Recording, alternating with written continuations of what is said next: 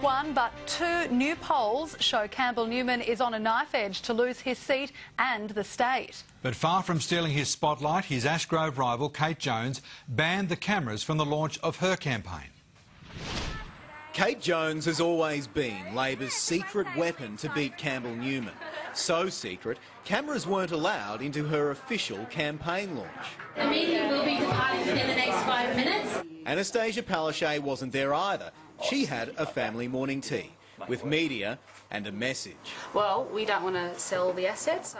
And yet another poll says she could be right. A seat-by-seat Galaxy poll in the Courier Mail shows swings of between 9.5% and 12.8%. If replicated on election day, even LNP Minister David Crisafulli's electorate of Mundingburra would fall into ALP hands. We cannot risk Campbell Newman's plan to sell our assets, can we? No!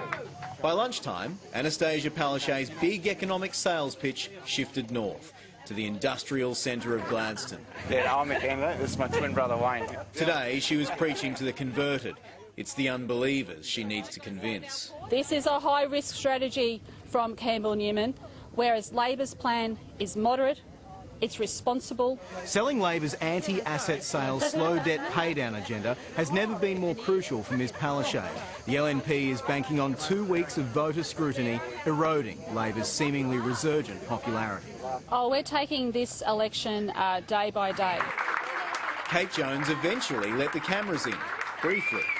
Only those who paid stayed. This electorate will go right down to the wire. My focus is the next 14 days in ensuring we get a local member that we can trust. Live to Michael Best in Cairns. And Michael, why did Kate Jones take such an unusual strategy? Well, Darren, she's presenting a small target, hoping people focus on her opponent. It's a strategy Labor's used successfully over the past 3 years, as we now see in these polls.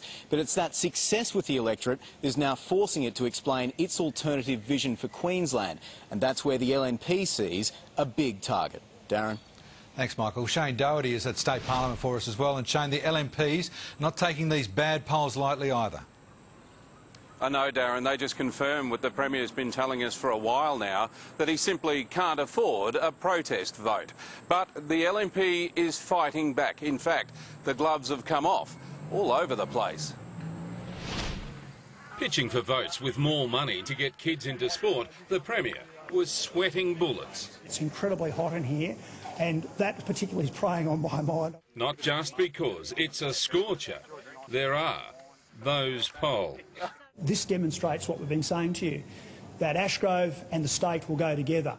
But the LNP is fighting back. This, the first of their attack ads. And what credible costings have we heard from Labor?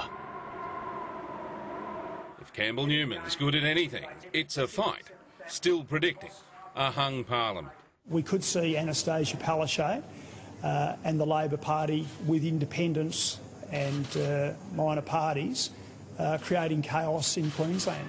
His treasurer ramped up the attack, accusing Labor's economic plan of diverting money spent on schools and hospitals to pay debt. Labor's attempt at a plan is a $1.3 billion black hole. This is all he's got. It's his shot in the locker, and he's now realising that by attacking Labor's plan, he's actually attacking his own plan, but he doesn't have an answer.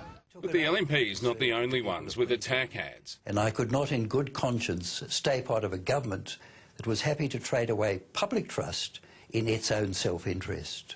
The Wilderness Society, with the extra oomph of the former LNP MP who chose the political wilderness rather than stay working for Campbell Newman. My experience is that you cannot trust this government. It has never been more important to restore balance to the Parliament.